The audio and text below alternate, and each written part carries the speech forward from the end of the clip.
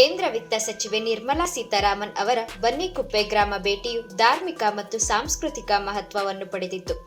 ರಾಮನಗರ ತಾಲೂಕಿನ ಬನ್ನಿಕುಪ್ಪೆ ಗ್ರಾಮದಲ್ಲಿ ವೇದ ವಿದ್ಯಾ ವಿಹಾರ ವೇದಾನಂದನ ಗುರುಕುಲ ಶಿಲಾನ್ಯಾಸ ಕಾರ್ಯಕ್ರಮವನ್ನು ಆಯೋಜಿಸಲಾಗಿತ್ತು. ಈ ಗುರುಕುಲವು ವೇದ ಅಧ್ಯಯನ, ಸಂಸ್ಕೃತ ಶಿಕ್ಷಣ ಮತ್ತು ಭಾರತೀಯ ಪರಂಪರೆ ಮೌಲ್ಯಗಳನ್ನು ಮುಂದಿನ ತಲೆಮಾರಿಗೆ ಪಸರಿಸುವ ಉದ್ದೇಶದಿಂದ ಸ್ಥಾಪಿಸಲಾಗುತ್ತಿದೆ ಎಂದು ಕಾರ್ಯಕ್ರಮದಲ್ಲಿ ತಿಳಿಸಲಾಯಿತು.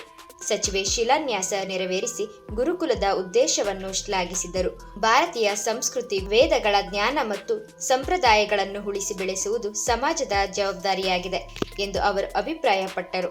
ಶಿಕ್ಷಣದ ಜೊತೆಗೆ ಮೌಲ್ಯಾಧಾರಿತ ಜೀವನ ಶೈಲಿಯು ಅಗತ್ಯವೆಂದು ಹೇಳಿದರು. ಕಾರ್ಯಕ್ರಮದಲ್ಲಿ ಬೆಂಗಳೂರು ಗ್ರಾಮಾಂತರ ಸಂಸದ ಡಾಕ್ಟರ್ ಮಂಜುನಾಥ್ ಅವರ ಪತ್ನಿ ಅನಸೂಯ ಸೇರಿದಂತೆ ಅನೇಕ ಗಣ್ಯರು ಉಪಸ್ಥಿತರಿದ್ದರು.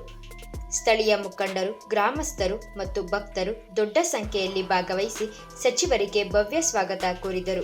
ಈ ಸಂದರ್ಭದಲ್ಲಿ ಸಚಿವೆ ಗುರುಗಳ ಪಾದ ತೊಳೆಯುವ ಮೂಲಕ ಗೌರವ ಸಲ್ಲಿಸಿದ್ದು, ಅದು ಭಾರತೀಯ ಸಂಸ್ಕೃತಿಯಲ್ಲಿ ಗುರುಗಳಿಗೆ ನೀಡುವ ಅತ್ಯುನ್ನತ ಸನ್ಮಾನದ ಸಂಕೇತವೆಂದು ಪರಿಗಣಿಸಲಾಗಿದೆ. ಕಾರ್ಯಕ್ರಮವು ವೇದ ಮಂತ್ರಗಳ ಘೋಷ, ಭಕ್ತಿಗೀತೆಗಳು ಮತ್ತು ಸಾಂಸ್ಕೃತಿಕ ಕಾರ್ಯಕ್ರಮಗಳೊಂದಿಗೆ ಭಕ್ತಿ ಭಾವಪೂರ್ಣ ವಾತಾವರಣದಲ್ಲಿ ನೆರವೇರಿತು.